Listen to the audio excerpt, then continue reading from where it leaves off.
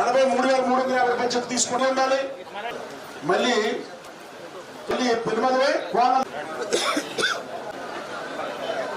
Next Yelamanchili okay sir ready తామాల మోషే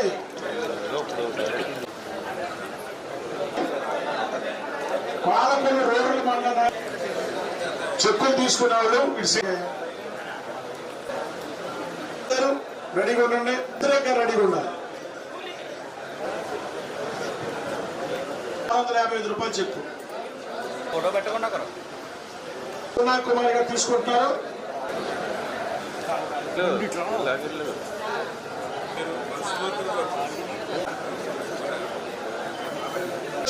రూపాయలు చెక్కిస్తున్నారు.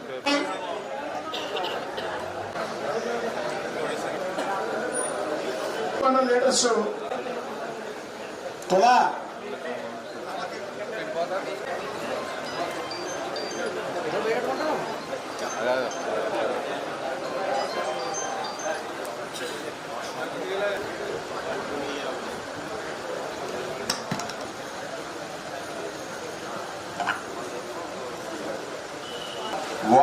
వారం కూడా ఎవరైతే మరి ఆసుపత్రుల్లో చికిత్స చేసుకుని బిల్లులు తీసుకొచ్చారో వాళ్ళందరికీ కూడా ముఖ్యమంత్రి సహాయ నిధి చెక్కులు అందజేస్తున్నామని అంటే ఈ ప్రభుత్వం చంద్రబాబు నాయుడు గారు, పవన్ కళ్యాణ్ గారు వీరిద్దరికీ అండగా నరేంద్ర మోడీ గారు వాళ్ళ ముగ్గురు పైన కష్టపడి పనిచేస్తూ ఉంటే క్రింది స్థాయిలో గ్రామ స్థాయిలో మన తెలుగుదేశం, జనసేన, బీజేపీ నాయకులు కష్టపడి పనిచేయడం ద్వారా మీ అందరికీ కూడా ఆదుకోవాలి, సేవ చేయాలనేటువంటి దృక్పథం ఉన్నటువంటి నాయకత్వం ఉండడం వల్ల ఇది సాధ్యమవుతుంది. గత 5 సంవత్సరాల్లో కూడా మీరు చూశారు ఒక ప్రభుత్వాన్ని. ఆ ప్రభుత్వం ఎట్లా నియంతృత్వంగా, నిరంకుశత్వంగా, రాక్షస పాలన సాగించిందో మీరందరూ కూడా చూశారు. రోజు కూడా వాళ్ళ పాలన అంతా కూడా కక్షలు, కేసులు, వేధింపులతో జరిగిన పాలన 5 సంవత్సరాలు.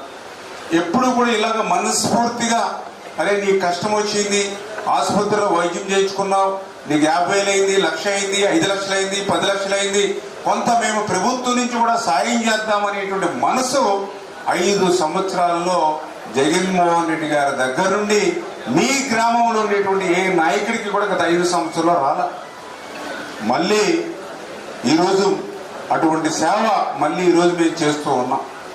మరి గత 5 సంవత్సరాల్లో ఆ యొక్క నాయకత్వం అంతా కూడా వాళ్ళ దృష్టి అంతా కూడా ఈరోజు శాండ్ మీద ఎంత వస్తుంది, లిక్కర్ మీద ఎంత వస్తుంది, విలువైనటువంటి భూముల్ని కబ్జా చేస్తే ఎంత వస్తుంది, విలువైనటువంటి గనుల్ని మైన్స్ ఏవైతే ఉన్నాయో వాటిని కబ్జా చేస్తే ఎంత వస్తుంది అనేటువంటి ఆలోచనతోటే ఆ రోజు ఉన్నటువంటి ప్రభుత్వం పనిచేసింది తప్ప ఇట్లా పేదవాళ్ళని ఆదుకోవాలి అనేటువంటి ఆలోచన ఆ రోజు రాకపోవడం చాలా దురదృష్టకరం. నీతిగా, నిజాయితీగా, నిబద్ధతతో ప్రజల కోసం పనిచేసేటువంటి తెలుగుదేశం, జనసేన, బీజేపీ ప్రభుత్వాన్ని మీరు ఆశీర్వదించడమే కాదు, మీరు ఇంకొక 10 మందికి, 100 మందికి, 1000 మందికి చెప్తూ ఈ ప్రభుత్వాన్ని ముందుకు తీసుకెళ్లాలని చెప్పి మరొక్కసారి మీ ద్వారా తెలియజేసుకుంటూ